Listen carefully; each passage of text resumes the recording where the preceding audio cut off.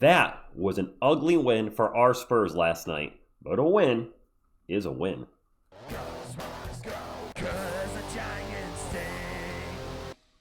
What is up, San Antonio Spurs fans? Welcome to TSR Sports. Earlier this week, our Spurs beat the Pistons in their most physical game of the season, a playoff-type game. And last night, so many things went wrong versus the Toronto Raptors, and our Spurs still won. Let's go ahead and break it down. Let's talk about Wemby first. He was not very good on offense. Let's call it like it is. 3 of 12 from the field, including 1 of 6 from 3, and finishing with 12 points. He just didn't have it offensively. Now, his defense was there with 5 blocked shots, a lot of no, not in my houses, but he was struggling offensively. The thing is, even if Wemby is struggling offensively, and I saw some people in the chat take Wemby out, he's not making his shots, etc., he is still one of the best decoys in the NBA. Which I mean by that is he's going to draw attention. He's still going to draw double teams. They're not just going to leave Wemby open. Well, he's struggling tonight. Just leave Wemby open. Oh, heck no. And that's where other guys need to step up when Wemby's struggling, and they're going to get opportunities. His defense are still going to be locked on stopping Victor Wembanyama. So got to keep him in the game. So that's that. Wemby, he'll bounce back. One other thing we need to talk about, actually a couple things. Boy, this is frustrating.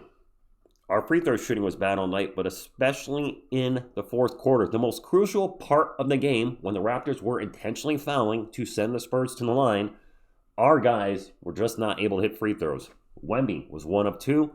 Fox, I can't even explain this one. Former clutch player of the year just all of a sudden forgot how to shoot free throws last night. He was 1 of 4 in the fourth quarter. He's actually 2 of 8 for the game.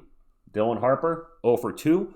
Our best free throw shooter in the fourth quarter was Luke Kornet. Anybody have that on their bingo card? The Spurs finished 4 of 10. That is 40%. And for the game, they shot 57% from the free throw line. Mitch, you better have the guys, all the guys that were struggling last night, taking 500 free throws today, maybe 1,000, 1,000,000, whatever it takes. Also rebounding, a place we've struggled a lot this year at times. We got killed on the boards last night versus Toronto. They doubled us on offensive rebounds 12-6 and out-rebound us in total 50-40. And I've always told you, Wemby was going to have a bad game. Our free throw shooting would suck. We're getting crushed on the boards. That's all that out there. You're probably like, you know what? I don't think we would have won a game like that. But we did. How? Other players stepped up. Got to give props to Devin Vassell. These last 2 games, he's been on fire. 21, 5, and 2. Harper stepped off the bench, 15 and 7 and 5. And I think when you put a stat in, that if Harper has another game where he has 15 points and at least 5 assists before he turns 20 pretty soon, he'll have the record for most games of 15 and 5 as a teenager. I think he's tied with Kobe right now. Correct me if I'm wrong, but I think one of you posted that. And then Penny has been playing well as well, 10, 6, and 5. These role players, Dylan, I expect won't be a role player in a few years, but at the moment he is because he's coming off the bench. When our guys are struggling, these guys are going to need to step up. Not just these guys, other guys as well. If this team is going to have any type of playoff success, the Spurs are going to need players like this to step up when our main guys are struggling. Like what I saw last night, this was a team win-win. In games like last night, the Spurs probably don't win them in the last, 6 years? The 6 losing seasons? Games like last night, they lose. They would have lost in the fourth quarter. Maybe they would not even came back in the fourth quarter. But the Spurs team is different this year. And these are the type of games they're going to need to win in the playoffs. Ugly, close games where some of our guys struggle. Physical games like the win versus the Pistons. Let's jump into the standings with last night's win. Spurs have 42 wins. 42 and 16, just 2 games behind OKC, as OKC kind of threw in the towel last night against the Pistons and didn't start most of their guys as they were on a back-to-back. A 10-game winning streak. Guys, we have a legit chance to be the best overall team in the Western Conference. Just 2 games back. And mind you, the Thunder started, was it 25-1? Something crazy? So since then, they're 20-14, which is good, but it's not exactly fantastic. SGA is still hurt. I don't know when he's coming back. You guys will let me know in the comments, I'm sure. J-Dubs is hurt. We could finish as the number 1 seed in the Western Conference, which would be incredible when you figure a lot of folks didn't even have us making the playoffs this year. They are so far ahead of schedule, and they're only going to get better. Wemby's in his 3rd year, and he missed a lot of time last season. So it really feels like, what his games combined, he's kind of like in year 2.2 year and a half. if you will. Stephon Castle in his second year. Harper's a rookie. There's so much upside to this team. And I am so excited that we are exceeding all expectations, but winning games that normally we wouldn't and maybe shouldn't. But they are. Riding a 10-game winning streak, the longest in the NBA. How far can they go? I don't know. I do have a little concerns with the lack of playoff experience. We do have guys with playoff experience, don't get me wrong. Harrison Barnes, former NBA champion. Luke Kornet, former NBA champion. Kelly Olynyk has been to a couple NBA finals. Mason Plumlee's a vet. Wembanyama's a vet. But some of these guys we're talking about aren't the main guys. Our main guys, Wemby, Harper, Castle, have no playoff experience outside of, international play or college play.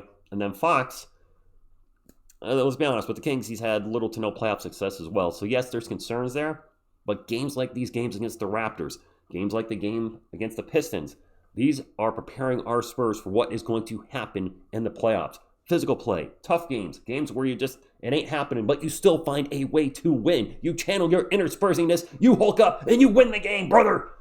Okay, that was lame, but so that's all I got there.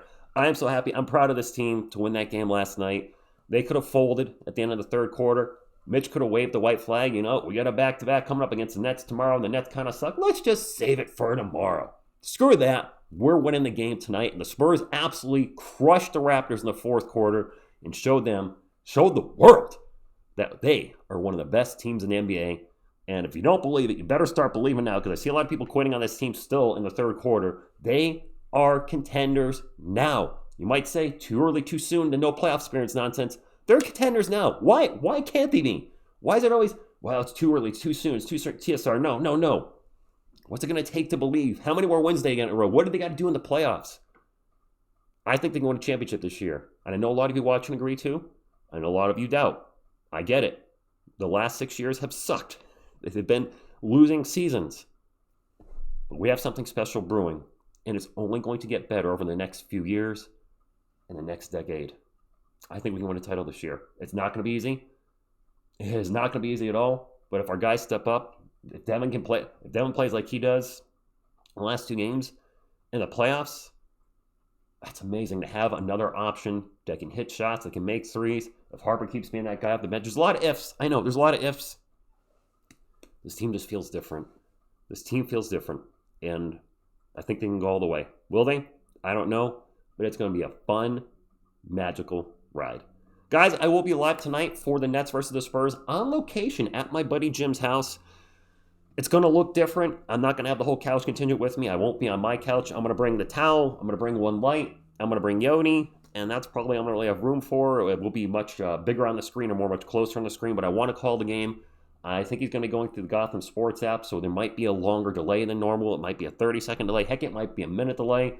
But I want it to go live. I'm still feeling a little under the weather. But no load manager for this guy. I'm going to be there for those of you that need me. Drop a comment down below. Your thoughts on last night's win. Do you think they can go all the way? Hit the thumbs up, like, support the channel. Subscribe to be a part of our awesome Spurs community. I thank you, and as always, go Spurs go. Go Spurs go.